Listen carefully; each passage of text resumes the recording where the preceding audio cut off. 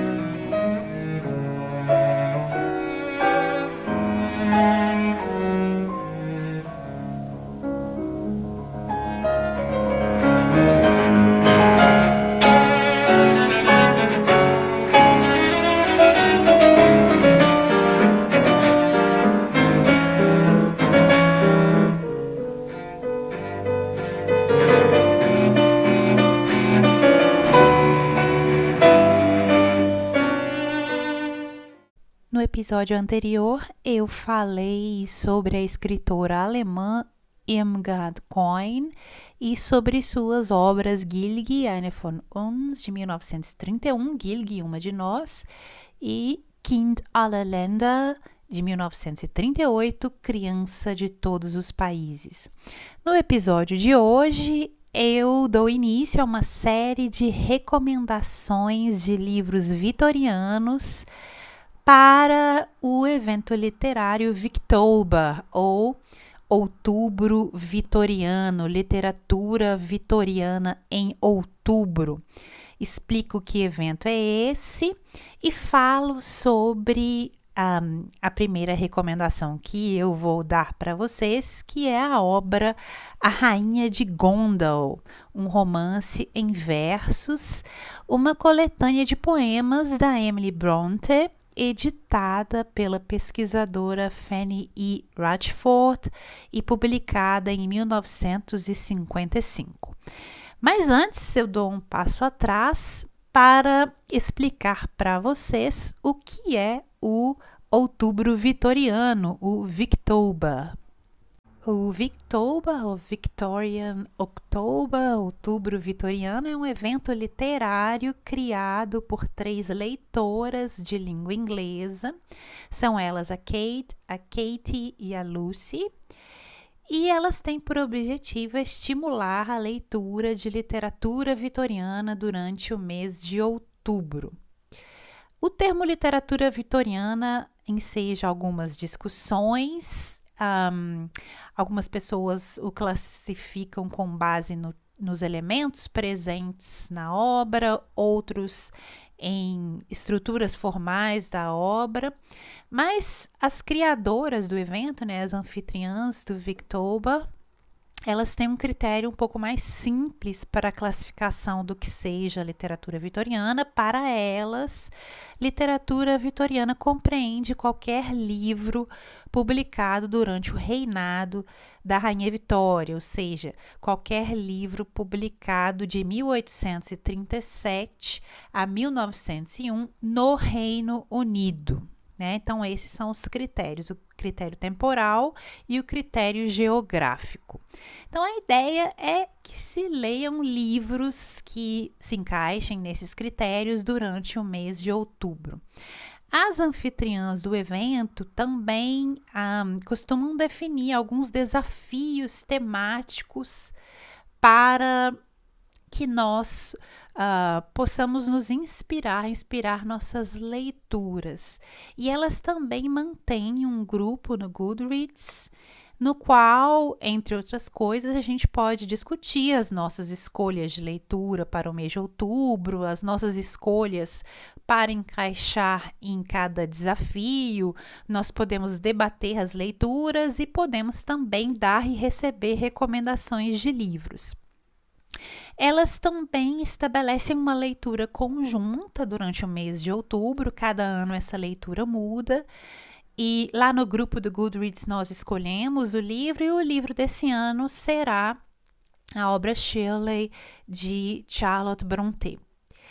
Para participar do Victober, você simplesmente precisa ler um livro vitoriano. Não precisa obedecer aos desafios, não precisa fazer leitura conjunta e não precisa sequer entrar no grupo do Goodreads. Só que é mais divertido, né? Participar do grupo para conhecer os outros participantes, debater as leituras, e também é interessante buscar livros que se encaixem nos diferentes desafios. Vocês talvez já tenham percebido aqui por alguns episódios, eu gosto muito de literatura vitoriana, né? Eu fui criada na base da literatura vitoriana. São livros que eu lia durante a infância, então é uma literatura de conforto para mim, que me remete às coisas que eu lia na infância, porque a bibliotecária da minha cidade simplesmente me indicava esses livros, né? Quando eu era pequena, devia ter uns 11 anos, ela me indicou Jane Eyre, da Charlotte Brontë. E assim começou. Porque são livros que, se você está na dúvida que livro você indica para uma criança, um livro clássico, com a literatura vitoriana não tem erro, pode indicar tranquilamente, porque de certo serão livros que não terão nada que uma criança não possa ler, porque era assim que eles viam os leitores adultos daquela época, né? E se por acaso houver algum livro vitoriano que tenha algum tema considerado impróprio para crianças, esse tema será tratado com tanta nuance e tanta sutileza que uma criança nunca vai perceber, e até nem mesmo os adultos vão perceber que aquele é um tema impróprio. Então essa é uma peculiaridade da literatura vitoriana, e como eu disse, uma literatura que eu li muito durante a minha infância e achei interessante retomar pelo menos no mês de outubro, todos os anos, porque é interessante discutir com outros leitores do mundo inteiro os livros que nós lemos e que pertencem à literatura vitoriana. Bom, eu participo desse evento Victober desde que ele foi criado, desde o início. Já participei de alguns dos vídeos que foram criados pelas próprias anfitriãs do evento e conversei com elas. Sempre faço a minha lista de leituras, sempre discuto as leituras lá no Goodreads. E nesse ano eu conversei com elas, e porque o tema do evento, né, se encaixa na proposta aqui do podcast Clássicas Sem Classe, elas acharam bacana que eu mencionasse o Victober aqui para os leitores de língua portuguesa e fizesse alguns episódios temáticos a respeito, direcionados para vocês, leitores de língua portuguesa, que eventualmente gostem da literatura vitoriana. O bom dessa literatura é que os livros, se você lê em inglês, os livros estão em domínio público, acessíveis em formato eletrônico. Então, é mais fácil, você simplesmente baixa o livro e lê no seu celular, no Kindle ou mesmo no próprio computador. Então, é muito fácil acessar esses livros porque estão de graça em domínio público se você lê em inglês. Bom, eu vou fazer aqui no podcast alguns episódios, já começando agora em setembro, com recomendações de livros que eu já li e que se encaixam em cada um dos desafios de leitura estabelecidos pelas criadoras do Victober. E durante o mês de outubro, eventualmente, comentarei também aqui os livros que eu ler esse ano para esse evento. E eu começo hoje, então, as minhas recomendações pelo desafio da Kate. O desafio da Kate é ler um livro ou conto que você ainda não leu de um autor vitoriano favorito. Bom, é até difícil escolher uma autora vitoriana favorita, mas uma das minhas autoras vitorianas favoritas é a Emily Brontë. O Morro dos Ventos Vivantes é uma obra que divide, né, muitos leitores, muitos amam ou odeiam, Eu sou do time que ama esse livro. Eu acho fascinante como esse romance é um ponto fora da curva do que se esperava que uma mulher escrevesse naquele. O livro, ele é repleto aí de personagens desprezíveis e ele é repleto de sentimentos de ódio, de violência e de um desejo de vingança e de paixões obsessivas, né? E é um livro no qual não tem nada de edificante, né? Eu tenho até uma amiga que também gosta muito de literatura vitoriana, também lia esses livros na infância. E ela é do time que odeia o Morro dos Ventos Uivantes. Um dos motivos é que ela não consegue gostar de nenhum personagem e ela não consegue achar no livro nada que seja edificante, que é uma marca, né, da literatura vitoriana, de um certo tipo de literatura vitoriana, essa necessidade de trazer algum elemento moral edificante, especialmente a literatura que era produzida por mulheres nessa época, porque já era muito transgressor que uma mulher escrevesse e publicasse. Então é muito comum que, meio que para temperar essa transgressão, as mulheres trouxessem elementos moralizantes nos livros para mostrarem realmente, olha, eu estou aqui escrevendo, mas é por um motivo maior. É para trazer uma moralização da sociedade, algum elemento edificante. Bom, essa é uma característica de muitos livros da época vitoriana e não é do Morro dos Ventos Uivantes. Você pode procurar ali algum elemento moralizante se você achar tem algo estranho aí na sua leitura. E eu também acho interessante o contraste entre a pessoa da Emily Brontë, né, se vocês já leram a respeito dela, que era uma pessoa introvertida, tímida, muito ligada à casa, né, à família, os momentos que ela precisou sair de casa e morar longe de casa, ela sofreu muito. Então há um contraste entre a pessoa dela e a natureza dessa obra que ela escreveu, né? Que é uma obra completamente violenta. E eu acho interessante também a forma como se tentou e talvez ainda se tente naturalizar o Morro dos Ventos Uivantes ao longo do tempo. E essa naturalização se dá ao se tentar classificar esse livro como uma história de amor, que era o que se considerava que uma mulher deveria escrever naquele tempo, né? Uma história de amor, uma história moralizante, uma história sobre a família. E aí você vê o Morro dos Ventos Uivantes não se encaixa em nada daquilo que se esperava que uma mulher escrevesse naquele tempo, e há uma tentativa realmente de se naturalizar essa obra, tentando encaixá-la nessas categorias. E quem leu o livro sabe que o que se tem ali, a gente não pode chamar exatamente de amor, né? Bom, vou deixar isso no ar para quem não leu o livro ainda, leia. E me diga se você ama ou odeia esse romance. Enfim, o Morro dos Ventos Uivantes, né, Wuthering Heights, no original, é um dos meus livros favoritos da vida.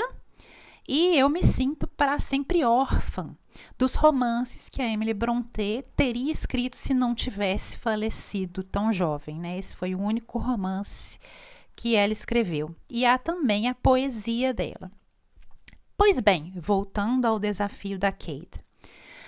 Para outros leitores que também se sentem órfãos da Emily Brontë, eu vou sugerir então um livro que é uma tentativa de reconstrução de um romance a partir dos poemas escritos por Emily Brontë. Então, nós não temos outro romance dela, mas nós temos a poesia. E a partir da poesia, essa pesquisadora, Fanny Radford, tentou construir o que seria um romance escrito por Emily. Essa obra se chama Gondal's Queen, a Novel in Verse, A Rainha de Gondal, um romance em versos, e foi uma obra originalmente publicada em 1955.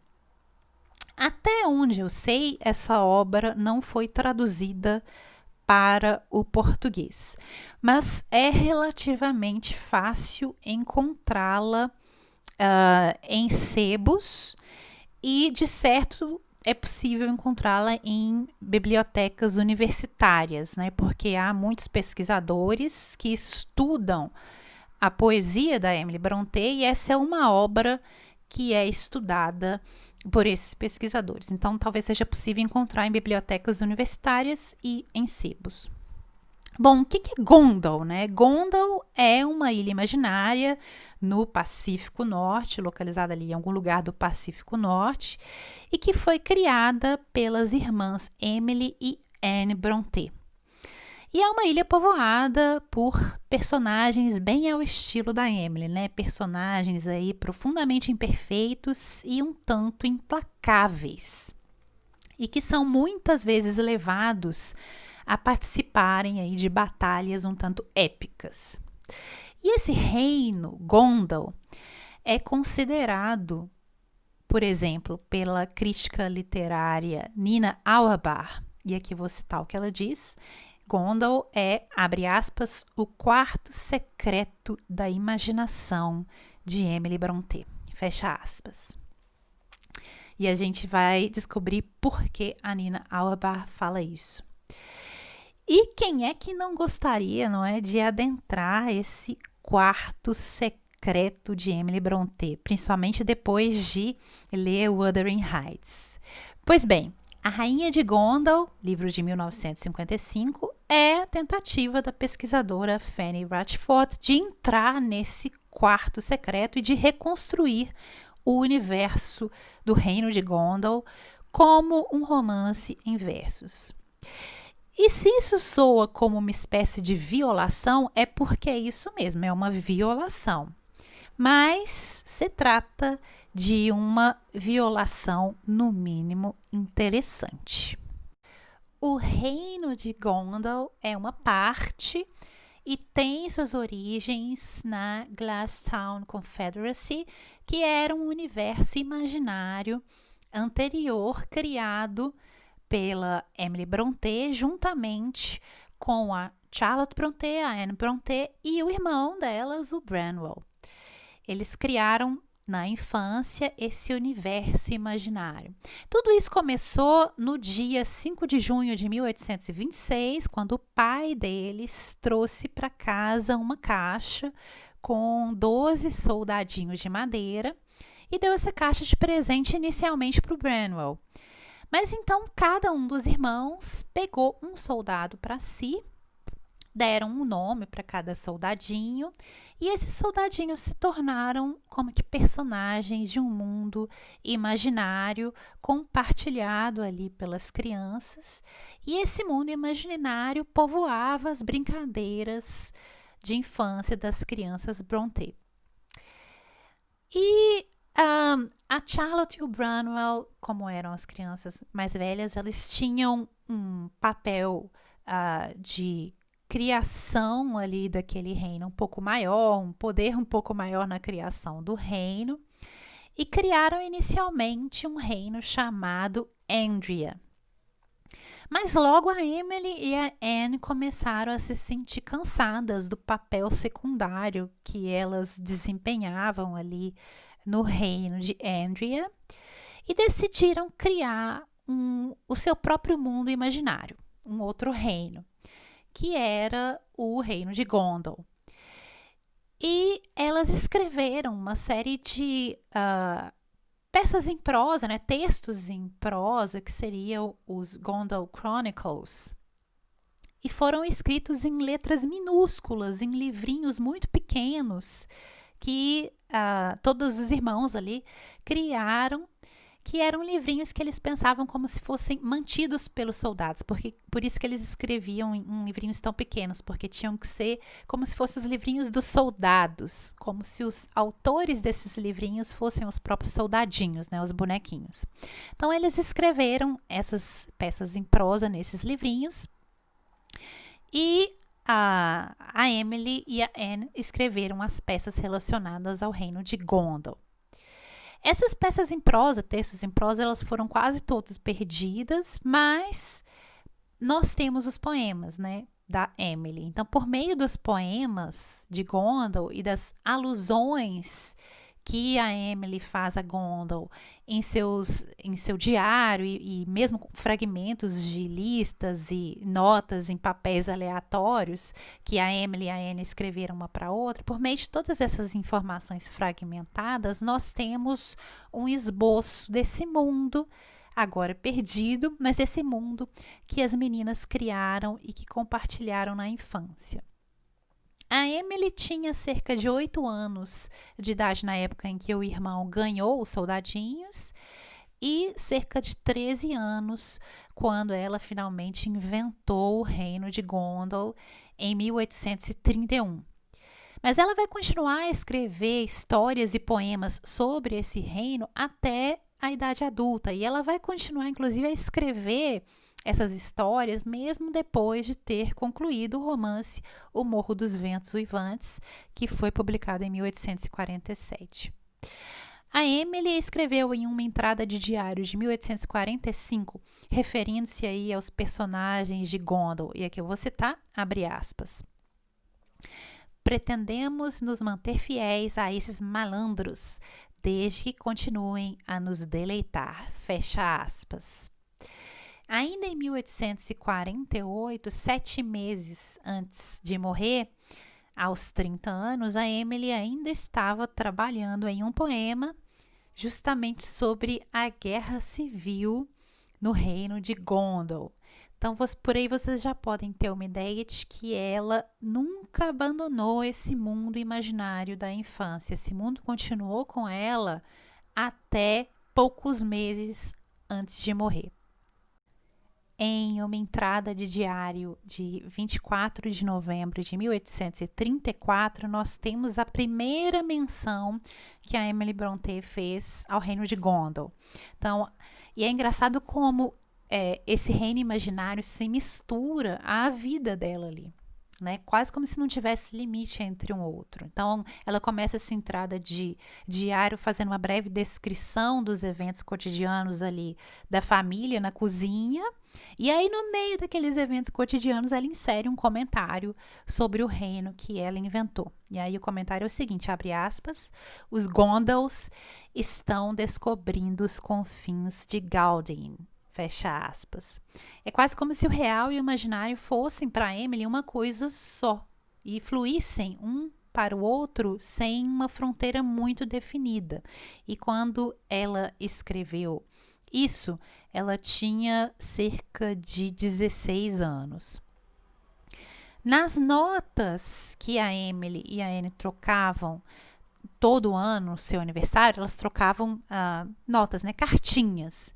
E aí, nessas cartinhas, elas relatavam tudo o que tinha acontecido no ano anterior com a família e nas vidas delas. E aí, nessas notas que a Emily escrevia, além de falar da própria vida e da família, ela inseria uma descrição do que tinha acontecido no reino de Gondel naquele ano. Então, mais um exemplo aí de que o real e o imaginário se misturam. Em uma entrada de diário de 26 de junho de 1837, a Emily registrou que naquele momento ela estava a trabalhar em um volume sobre a vida do que seria a personagem, a rainha de Gondel, que ela nomeia como Augusta Almeida, né? Um nome ali aportuguesado.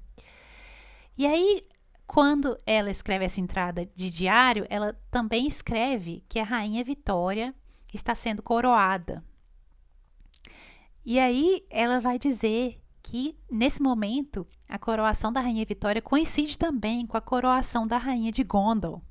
Então, tal como a rainha Vitória, a rainha Augusta Geraldine Almeida, esse é o nome da rainha de Gondel, ascende ao trono do reino Gondel em 1837. Mais um exemplo aí de que o real e o imaginário estão se misturando ali na cabeça da Emily.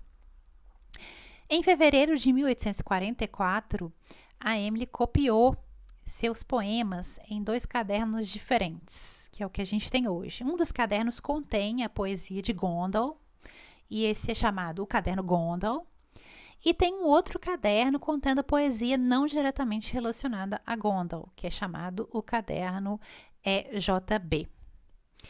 No primeiro poema copiado no caderno Gondel, esse poema é datado de 6 de março de 1837 e é intitulado AGA, né, que são as iniciais da Rainha de Gondel, Augusta Geraldine Almeida, AGA.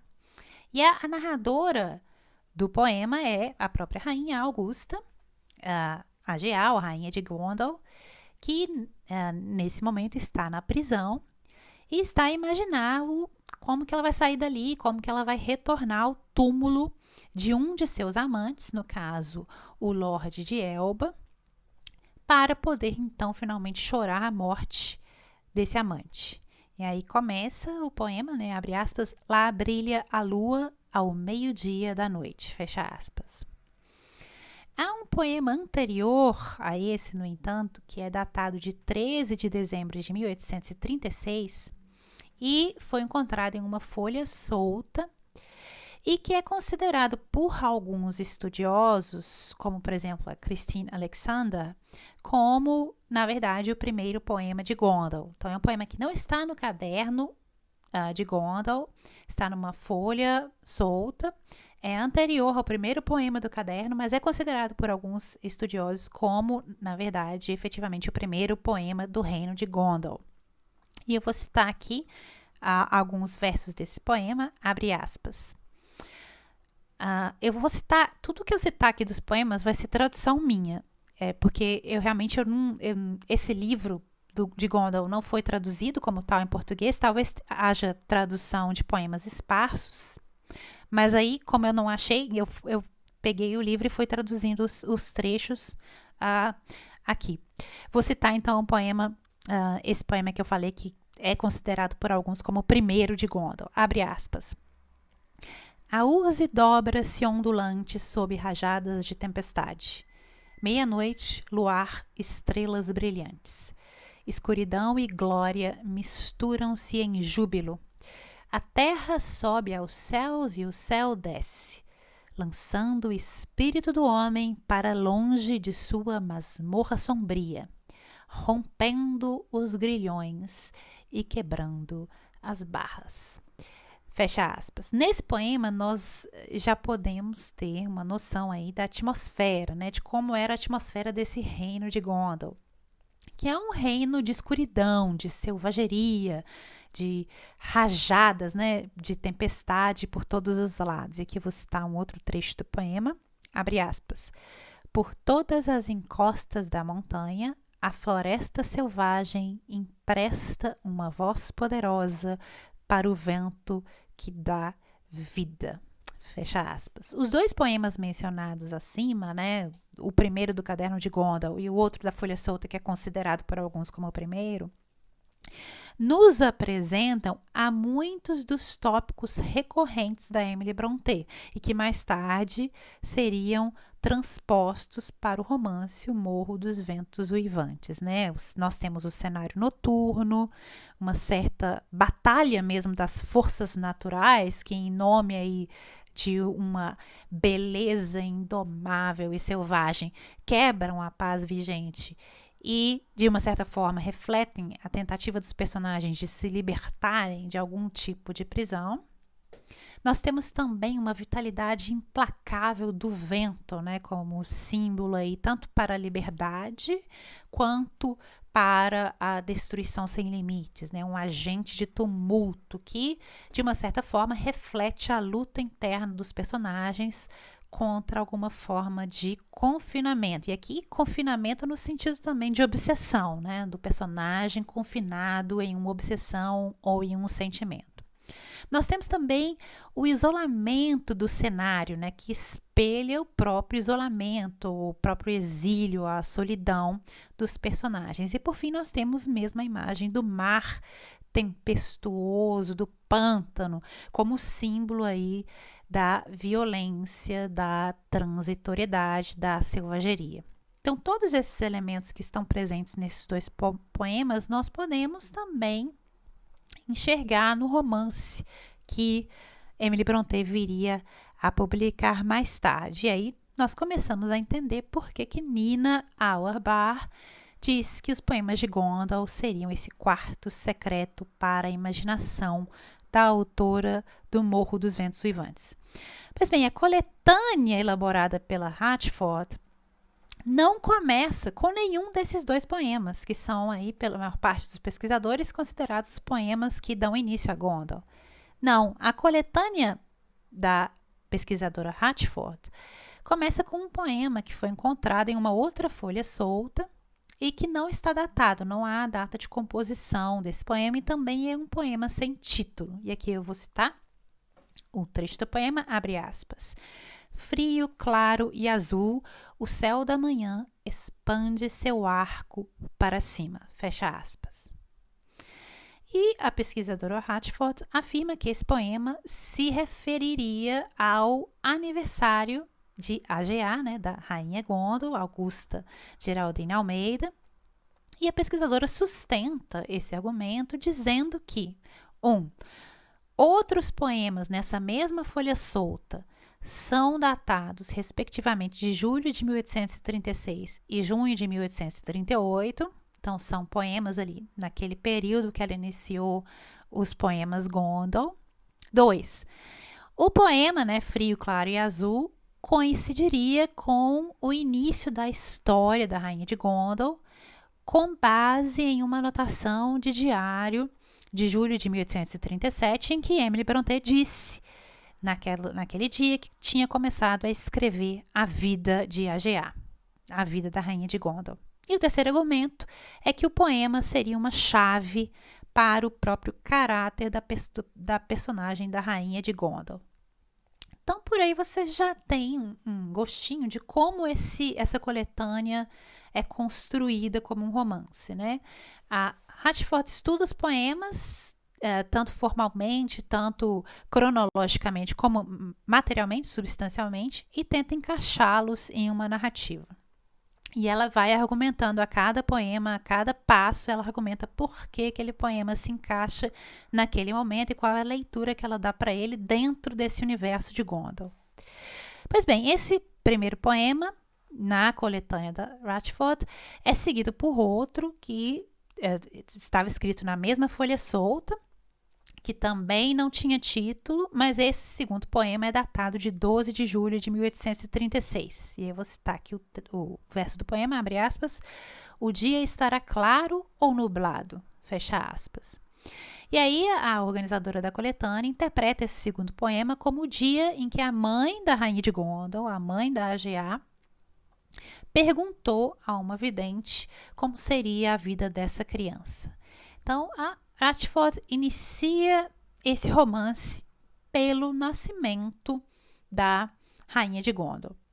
E a Hatchford sustenta sua afirmação de que esse poema pertence a Gondal, referindo-se ao fato de que ele está localizado imediatamente após o poema que ela identificara como relacionado ao nascimento de AGA. Então, vocês percebem aí, já é um pouco problemático, um raciocínio um pouco circular, né? Ela pega um poema solto ali, decide começar a história naquele poema, como o nascimento de AGA, e procura um outro poema solto, também não diretamente relacionado a Gondal, que parece estar relacionado com um poema que ela já tinha escolhido de forma um tanto aleatória. Ok. Nenhum desses dois poemas faz qualquer referência direta a Gondal. Eles também não foram copiados no caderno de Gondal.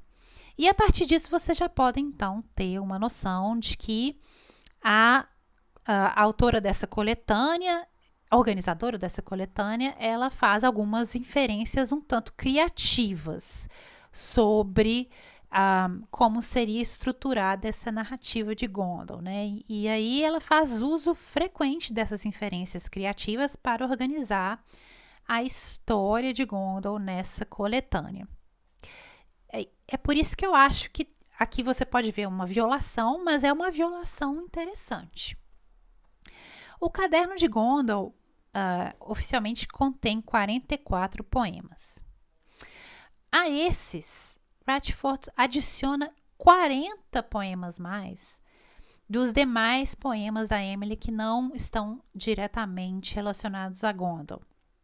Então, nós temos aí 84 poemas, e ela tenta organizá-los em uma sequência narrativa, lógica e cronológica, e insere, portanto, poemas não gondais, né, poemas não relacionados ao reino de Gondor, por meio dessas inferências argumentadas. Ela sempre argumenta porque ela faz aquilo, bem como usando aí a própria imaginação para eventualmente suprir as lacunas na história. Então, as notas da organizadora são também um tanto narrativas ali. No outro caderno, né, no caderno não Gondal, o caderno EJB, a Emily escreve nesse caderno poemas que não estão diretamente relacionados ao universo do Gondor. E aí a Ratchford vai e pega, por exemplo, desse caderno o poema, e aí esse poema é muito conhecido, né? Também é um dos meus prediletos da Emily, que é o poema Minha Alma Não é Covarde. E aí a Ratchford lê esse poema como relacionado a um conflito republicano-monarquista que estava ocorrendo em Gondor. Então veja só, e quem já leu esse poema não faz assim essa leitura tão diretamente, né? Ela também adiciona um outro poema, o poema Harpa de Linhagem Selvagem e Onírica, e adiciona esse poema mais ou menos aí sem explicação para se referir a um período em que a rainha de Gondor já tinha envelhecido e estava ali se sentindo meio melancólica. Alguns estudiosos argumentam que a Ratchford simplesmente presumiu que a AGA, né, a rainha de Gondor, seria a mesma personagem que dois outros personagens diferentes nos poemas da Emily, que são a Rosina Alcona e a Geraldine Sidônia. Olha os nomes, né? Então, nós temos a Augusta Geraldine Almeida, Rosina Alcona e Geraldine Sidônia. E sempre que esses três nomes aparecem, para a Fanny Ratchford, esses três nomes se referem à mesma personagem, que é a rainha de Gondor. Para outros estudiosos, não, seriam personagens diferentes. Então, esse é um tópico aí que enseja uma série de discussões. Na versão da Ratchford, tem um outro personagem, que é um personagem de um amante da rainha de Gondor, que é o personagem Julius Brenzaída. Ele é amante da Augusta Almeida. E na versão de Ratchford tem uma personagem chamada Angélica, que era enteada da Augusta Almeida. E o personagem Amadeus seria o irmão adotivo de Angélica, e a personagem Alexandria seria a filha da rainha de Gondor. Inclusive, a rainha de Gondor mata a própria filha, mata a Alexandria. Esses são os personagens aí da versão narrativa organizada pela Ratchford. Em outras versões, a Angélica não é enteada da rainha. A Angélica é uma amiga de infância da rainha. E a Angélica é amante do Amadeus. Nessas outras versões, a Rosina Alcona não é a rainha. A Rosina Alcona é uma outra personagem e é membro da aristocracia aí de Gondor. E nessas outras versões, a AGA é filha do Julius Brenzaída. Na versão da Ratchford, ela é amante do Julius Brenzaída. Nas outras versões, ela é filha dele com a Geraldine Sidônia. Enfim, por aí vocês já verem a confusão, vocês só podem ver que é a confusão de personagens, né? E como a Ratchford se apropria desses personagens para poder montar a história da forma como ela a estruturou. Quando a Charlotte Brontë encontrou pela primeira vez os poemas da Emily Brontë, a Emily ficou furiosa com ela. Inclusive tem uma descrição escrita desse momento. A Charlotte descreveu esse incidente da seguinte forma, eu vou ler aqui para vocês, abre aspas. Um dia, no outono de 1845, acidentalmente encontrei um volume manuscrito de versos com a caligrafia de minha irmã Emily.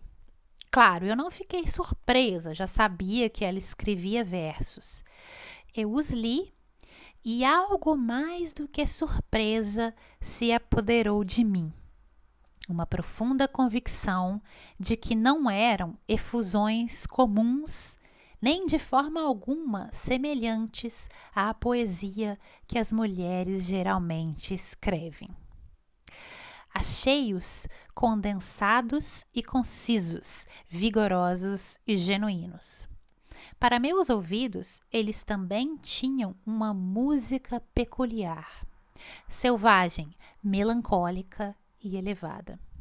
Minha irmã Emily não era uma pessoa de caráter demonstrativo, nem uma pessoa em cujos lugares recônditos da mente e dos sentimentos os entes mais próximos e queridos por ela pudessem impunemente adentrar sem licença. Levei horas para reconciliá-la à descoberta que eu fizera, e levei dias para persuadi-la de que tais poemas mereciam publicação. Eu sabia, no entanto, que uma mente como a dela não poderia existir sem alguma centelha latente de ambição. E me recusei a desistir de, em minhas tentativas, atiçar essa centelha em chamas. Fecha aspas. Bom, se a Emily ficou furiosa quando a Charlotte leu os poemas dela, que dirá se Emily lesse essa coletânea em versos organizada pela Radford? Eu acho que ela ficaria um pouco nervosa. A coletânea da Radford é, como eu já repito aqui, uma tentativa argumentada, uma tentativa que nós vemos que a Radford pesquisou muito o material, as fontes primárias, e só por ser uma tentativa criativa, é uma tentativa interessante, mas um tanto rebuscada de recriar essa narrativa de Gondal, por meio da inserção da maior parte da produção poética de Emily Brontë. Então, o que Radford faz é tentar transformar todos os poemas de Emily em poemas relativos ao reino de Gondal. E essa é uma decisão também muito discutível, até pelo fato de que a própria autora separou esses poemas em cadernos diferentes. Mas o que a Radford faz é ler esses poemas com base nessa imaginação que ela vê como não separada, né? É uma imaginação só, esse universo selvagem da imaginação da Emily Brontë. E a partir dessa matriz, que é para Radford uma só, independente de ter se dividido em diferentes cadernos, é que ela interpreta todos esses poemas como referentes a um só universo imaginário, que é esse universo de Gondal, que para a organizadora existe mesmo quando a autora não o nomina diretamente. E aí nós podemos dar um salto e pensar, então, se os elementos desse universo de Gondal também não poderiam ser lidos no Morro dos Ventos Uivantes. Será que o Morro dos Ventos Uivantes também participa aí desse universo de Gondal? Tá aí um tema para pesquisa. O mais interessante para mim, no entanto, nessa coletânea, e por isso que eu a sugiro aqui, foi a organização desses poemas de forma narrativa, e foi também a pesquisa que está por trás dessa organização. E nós podemos ver isso no apêndice 2 desse livro, que é uma preciosidade. Nesse apêndice 2, a organizadora coleta todas as anotações do diário que a Emily fez e todas as notas que ela trocou com a irmã Anne a respeito do reino de Gondal. Para mim também é interessante a conexão entre esse reino imaginário e o próprio romance O Morro dos Ventos Uivantes, né? Nós percebemos que os elementos aí da crueldade, da vingança, da violência, do desespero, da obsessão, que são presentes no romance, também podem ser encontrados nos escritos de infância da Emily Brontë. Então, a imaginação dessa criança já estava trabalhando esses elementos extremamente violentos que a crítica de sua época não via como próprios sequer para uma mulher adulta abordar. Então, a criança Emily já estava criando um reino em que esses elementos são muito presentes.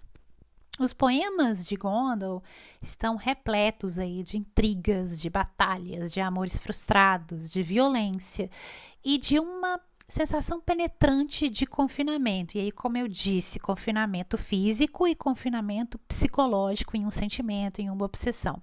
Então, tal como em O Morro dos Ventos Uivantes, os personagens de Gondel estão presos aí em uma matriz de emoções avassaladoras e são frequentemente perturbados por um anseio constante de fuga que eles nunca conseguem realmente executar. Eles são também tão selvagens quanto a paisagem externa, né? Então, essa mistura também entre universo interno do personagem e paisagem externa é algo que a Emily Brontë faz muito bem no romance, e nós já podemos perceber isso nos poemas. Os próprios personagens são tão parecidos com aquela paisagem que eles habitam, né? Tão selvagens quanto a paisagem, e as suas paixões são tão poderosas quanto os próprios ventos aí que uivam por todo lado ao redor deles. Para mim é fascinante também o fato de que o universo Gondel é liderado por uma mulher, né? É uma rainha, é a Augusta Almeida, que é inclusive uma rainha cruel, é uma rainha egoísta, não é aquela rainha edificante, não. Ela é ela mesma, ela decide o que ela quer, ela é guerreira, ela coleciona uma série de amantes e ela se apaixona por eles, fica com eles, conquista-os apenas para levá-los à loucura, ou então ao exílio, à prisão, à morte por coração partido, ao suicídio, e ela se apaixona da mesma forma como ela larga esses caras pelo caminho. E ela, a Augusta Almeida, ela é narradora de pelo menos 14 dos 44 poemas do Caderno de Gondel. E a Rainha de Gondel, ela até soa como uma espécie de versão feminina de um herói byroniano, né? Uma figura tempestuosa que inspira ao mesmo tempo ódio e devoção, né? Que é capaz de trazer, eu vou citar trechos dos poemas, todos os homens a seus pés, né? E de levar tragédia a todos que a amam. Ao contrário aí do ideal arquetípico, né, de feminilidade da era vitoriana, a Rainha de Gondel, a Augusta Almeida, a G.A., não é de forma nenhuma, né, aquele anjo doméstico, né? E ela também não se encaixa nos demais estereótipos aplicados às personagens mulheres nos romances vitorianos. Por exemplo, uma personagem como ela facilmente seria encaixada no estereótipo da mulher decaída, né? Fallen woman, a mulher que perde sua virtude e é no final punida, às vezes punida até mesmo com a morte, né? Mas não, a G.A. faz o que quer, ela não é um docinho e ela não é também encaixada nesse estereótipo da mulher decaída. Eu acho interessante também essa escolha da Emily. A G.A. é uma rainha realmente mercurial, né, que não se deixa encaixar nos padrões de moralidade convencional daquela época. E ela é capaz de ser, ao mesmo tempo, muito terna, muito melancólica, mas muito cruel, muito violenta também. Ela é capaz de amar e trair com a mesma veemência. E aqui eu vou citar um trecho de um outro poema, abre aspas, na vida e na morte, uma alma sem correntes, fecha aspas. A Emily escreveu esse verso em um de seus poemas, é um poema que não compõe o Caderno de Gondel, mas compõe essa coletânea da Ratchford. Pois bem, a nossa muito citada aqui, muito conhecida Virginia Woolf escreveu em 1931 em um artigo intitulado Professions for Women, profissões para mulheres, e aí ela escreveu, vou citar, que, abre aspas, matar o anjo doméstico faz parte da ocupação de uma escritora, fecha aspas. Pois bem, como nós pudemos ver aí, já aos 18 anos, a Emily Brontë tinha matado o seu anjo doméstico. mesmo que o tenha feito apenas no pântano selvagem da sua rica imaginação. Abre aspas. Minha alma já não teme coisa alguma. Minha alma já não teme coisa alguma, e a escura tempestade em que sem descanso o mundo gira, não mais a abalará. Já vejo a glória dos céus extasiantes e a fé que resplandece no fogo de sua armadura aniquila o medo no meu ser. Ó Deus que eu trago dentro em mim, Deus Todo-Poderoso, presença universal, és a vida. Em meu seio tu repousas, e minha eternidade encontra em ti o seu poder. Vejo a vaidade nas suas múltiplas nuances, onde o homem alimenta a força do seu coração. E vejo essa vaidade e a sua impotência, fanadas e mortas como a erva dos campos, como a espuma louca das vagas no oceano, tentando inutilmente reanimar a dúvida, quando a alma já está sã e salva, aprisionada para sempre a teu ser infinito, através de uma certeira âncora lançada ao rochedo imutável da vida eterna. Teu sopro com amor abraça os espaços e penetra com sua vida os séculos eternos, espalha-se como um rio e cobre o nosso mundo, mudando ou preservando as coisas, dispersando-as, criando-as, trazendo-as à vida.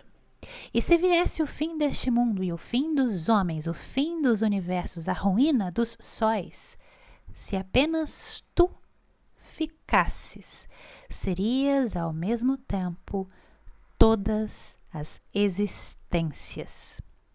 A morte se esforça em vão para achar um espaço, mas seu poder não pode aniquilar um átomo sequer.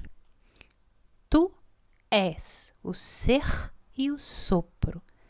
Nada poderia abolir as tuas formas. Fecha aspas. Bom, é isso, pessoal. Esse poema que eu acabei de ler é um poema de Emily Brontë. É uma tradução de Lúcio Cardoso para o poema No Coward Soul Is Mine. Minha alma não é covarde, né? Minha alma já não teme coisa alguma, na tradução do Lúcio. No Brasil é possível encontrar uma coletânea de poemas de Emily Brontë intitulada O Vento da Noite, com tradução de Lúcio Cardoso, publicada pela editora Civilização Brasileira em 2016. Eu não sei quais poemas estão nessa coletânea, se são misturados os poemas do caderno Gondel e do caderno não Gondel, não sei, nem a ordem que os poemas estão organizados, mas é uma oportunidade de ler esses poemas em português. Em Portugal, é possível também encontrar uma coletânea de poemas aí das 13 irmãs Brontë. A coletânea é intitulada Poemas Escolhidos pelas Irmãs Brontë. Tem a tradução de Ana Maria Chaves e é publicada pela editora Relógio d'Água em 2014. Eu também não sei quais poemas da Emily Brontë compõem essa coletânea, mas é uma outra oportunidade de lê-los em uma outra versão em português. E, como eu já disse, todos os poemas da Emily Brontë estão em domínio público, né? Então é possível encontrá-los e lê-los de graça. Mas é muito interessante talvez adquirir coletâneas, porque os próprios organizadores das coletâneas oferecem uma leitura sobre a forma como esses poemas foram organizados, né? E é interessante também ler sobre isso e talvez, se essa informação for veiculada, diferenciar entre os poemas de Gondel e os demais poemas. E a coletânea que eu mencionei aqui, né, que organiza os poemas em forma de um romance, como eu disse, ela foi publicada em 1955, é uma edição mais antiga, mas é relativamente fácil de encontrá-la em sebos e, principalmente, em bibliotecas universitárias, porque há muita pesquisa sobre os poemas de Emily e esse livro é um pouco incontornável, né? tanto pelos defeitos quanto pelas qualidades. Pois, bom, é isso que eu tenho a dizer sobre esse livro, já falei demais. Se vocês tiverem algum comentário, sugestão, crítica ou pergunta, se tiverem algum pedido para que eu leia algum texto ou fale de algum autor, ou mesmo se quiserem participar do podcast, basta entrar em contato comigo por minhas redes sociais, que estarão linkadas nas show notes desse episódio. Eu sou @blankgarden no Instagram e @ablankgarden no Twitter. Caso vocês ouçam o podcast no aplicativo Anchor, vocês também podem me mandar mensagens de voz por lá. Todos os links vocês encontram no box de descrição desse episódio. E agora eu tenho uma pergunta para você que me ouviu até aqui. Você já leu Emily Brontë? Já leu O Morro dos Ventos Uivantes? Me diz aí se você é do time que ama ou odeia. O que você acha aí dessas tentativas de naturalização do romance e de meio que encaixá-lo como se fosse um livro, uma história de amor, né? O que vocês acham disso? E você já leu poemas da Emily Brontë? Já leu os poemas que ela escreveu na infância, né? Já leu os poemas escritos sobre o universo Gondal? E o que você acha dessa proposta de coletânea dos poemas de Gondal em forma de romance em versos? É só deixar a sua opinião ou comentário nas redes sociais do podcast. Como sempre, eu deixarei uma lista de livros sobre esse tema na página do podcast para quem quiser saber mais. Muito obrigada por terem escutado até aqui. Espero que tenham gostado e até o próximo episódio.